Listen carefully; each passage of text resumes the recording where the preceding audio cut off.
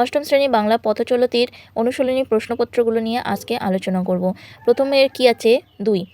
নিচের প্রশ্নগুলির একটি বাক্যে উত্তর দাও। 2-এর 1-এর কোশ্চেন, লেখকের কোন ট্রেন ধরার কথা ছিল? উত্তর, লেখকের দেহরাদুন এক্সপ্রেস ট্রেন ধরার কথা ছিল। 2-এর 2 কোশ্চেন, একটা তৃতীয় শ্রেণীর বগির কাছে একেবারেই লোকের ভিড় নেই কেন? উত্তর, একটা তৃতীয় শ্রেণীর বগির কাছে একেবারেই লোকের ভিড় না থাকার কারণ হলো ট্রেনের সেই অংশটি ছিল কাবুলিওয়ালাদের দখলে। তো তোমরা যারা এখনও এই চ্যানেলটি সাবস্ক্রাইব করোনি তোমরা সাবস্ক্রাইব করে নেবে আর পাশে থাকা বেল আইকনটি ক্লিক করে নেবে যাতে তোমরা নতুন কোনো ভিডিওর আপডেট তোমাদের আগে পৌঁছে যায়। আর তোমরা যারা আজকের এই ভিডিওটি নতুন দেখতেছো, আগের কোনো ভিডিও দেখার জন্য তোমরা ডিসক্রিপশন বক্সে তোমরা প্লেলিস্ট ভিডিওর লিঙ্ক পেয়ে যাবে। সেখান থেকে তোমরা সমস্ত অষ্টম শ্রেণীর বাংলা পাঠ্যবই থেকে পড়াগুলো পেয়ে যাবে। এর পরের কোশ্চেন 2-এর 3, পাঠানদের মাতৃভাষা কী? উত্তর, সুনীতি কুমার চট্টোপাধ্যায় রচিত পথচলতি গদ্য পাঠে জানা যায় পাঠানদের মাতৃভাষা হলো পশতু। 2-এর 4 কোশ্চেন, বৃদ্ধ পাঠানের ডেরা বাংলাদেশের কোথায় ছিল? উত্তর, বৃদ্ধ পাঠানদের ডেরা ছিল বাংলাদেশের বরিশালের পটুয়াখালী বন্দরে। এর পরের কোশ্চেন 2-এর 5, খুশহাল খাঁ খট্টক কে ছিলেন? উত্তর, খুশহাল খাঁ খট্টক ছিলেন ঔরঙ্গজেবের সমসাময়িক এবং পাঠানদের পশতু ভাষার সর্বশ্রেষ্ঠ কবি। কোশ্চেন নাম্বার 2-এর 6, আদম খাঁ ও দুরথানির কিস্সার কাহিনী কেমন? উত্তর, আদম খাঁ ও দুরথানির কিস্সার কাহিনী হলো দিল ভাঙ্গা কাহিনী, অর্থাৎ করুণ রসাত্মক। এর পরের কোশ্চেন 2-এর 7, এই পাঠ্যে কোন বাংলা মাসিক পত্রের উল্লেখ আছে? উত্তর, সুনীতি কুমার চট্টোপাধ্যায় রচিত পথচলতি পাঠ্যাংশে প্রবর্তক নামে বাংলা মাসিক পত্রের উল্লেখ আছে। এর পরের কোশ্চেন 2-এর 8, রোজার উপোসের আগে কাবুলিওয়ালারা ভরপেট কী খেয়েছিলেন? উত্তর, সুনীতি কুমার চট্টোপাধ্যায় রচিত পথচলতি গদ্যে রোজার উপোসের আগে কাবুলিওয়ালারা বড় বড় পাঠান রোটা আর কাবাব খেয়েছিল। এর পরের কোশ্চেন 2-এর 9, তসবিহ শব্দের অর্থ কী? উত্তর, তসবিহ শব্দের অর্থ জপমালা। এর পরের কোশ্চেন 2-এর 10, আরবি ভাষায় ঈশ্বরের 99টি পবিত্র ও সুন্দর নামকে কী বলা হয়? উত্তর, আরবি ভাষায় ঈশ্বরের 99টি পবিত্র ও সুন্দর নামকে নব্বত ও নও অসমা-ই হাসানা বলে। এর পরের কোশ্চেন নাম্বার 3, নিম্নলিখিত শব্দগুলির সন্ধি বিচ্ছেদ করো। কী দেওয়া আছে? হুঙ্কার, স্বস্তি, বিষয়ান্তর। উত্তর লিখবে হুঙ্কার, হুম যোগ কারা, কী হয়ে যাবে? হুঙ্কার। স্বস্তি, সু যোগ অস্তি, স্বস্তি। বিষয়ান্তর, বিষয় যোগ অন্তর, হয়ে যাবে বিষয়ান্তর। এরপরে চলে যাব আমরা সরাসরি 6-এর কোশ্চেনে। কী আছে? প্রসঙ্গ উল্লেখ করে টিকা লেখো। কী দেওয়া আছে? কাবুলিওয়ালা, পশতু, ফার্সি, আফগানিস্তান, বরিশাল, গজল, উর্দু, নামাজ।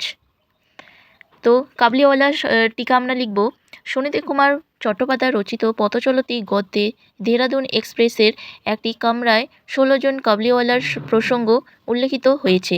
লেখক যাত্রাপথে এদের সঙ্গী হন আফগানিস্তানের রাজধানী কাবুলের অধিবাসীদের মধ্যে যার বাংলায় নানা জিনিসপত্র বিক্রি ও সুদের কারবার করতে আসেন তারাই সাধারণত কাবুলিওয়ালা নামে পরিচিত।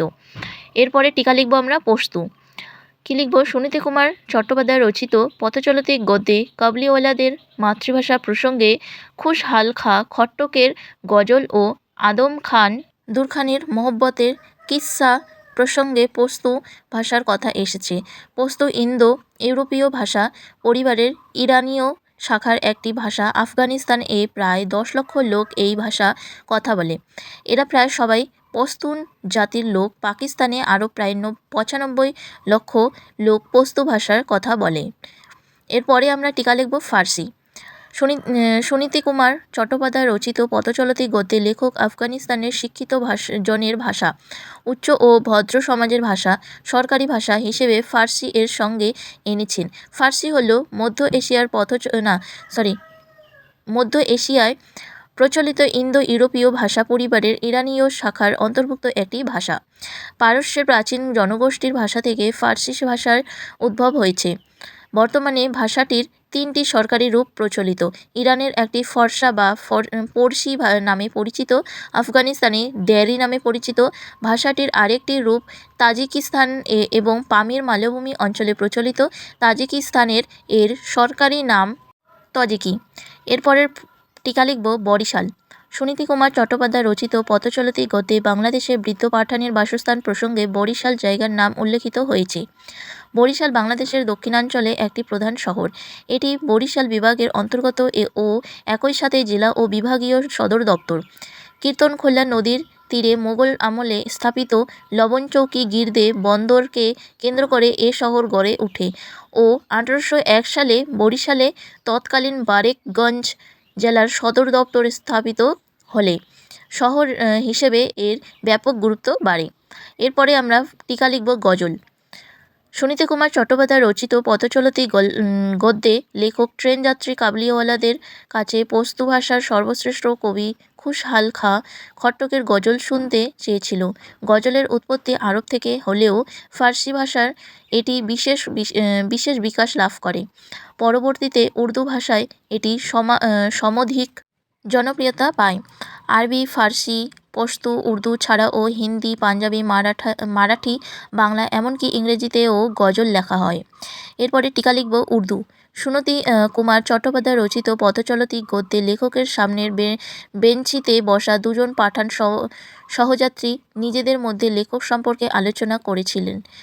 লেখক পশতু ভাষা না জানলেও উর্দু জানার সুবাদে তাদের কথা বুঝতে পারছিল। উর্দু ভাষা ইন্দো ইউরোপীয় ভাষা পরিবারের ইন্দো আর্য শাখার ভাষা। পাকিস্তানের প্রায় 1 কোটি লোক এবং ভারতের প্রায় 5 কোটি লোকের মাতৃভাষা উর্দু। এছাড়াও এটি আফগানিস্তানের শহরগুলিতে ও পারস্য উপসাগরীয় দেশগুলির শহর এলাকায় প্রচলিত। এরপরের টিকা লিখব নামাজ। সুনীতি কুমার চট্টোপাধ্যায় রচিত পথচলতি গদ্যে পরের দিন ভোরে ঘুম থেকে উঠে লেখক দেখেন ট্রেনের সহযাত্রী কাবুলিওয়ালাদের মধ্যে কেউ কেউ নামাজ পড়ছে। নামাজ বা সালাত বা সালাহ ইসলাম ধর্মের একটি দৈনিক নিয়মিত ইবাদত।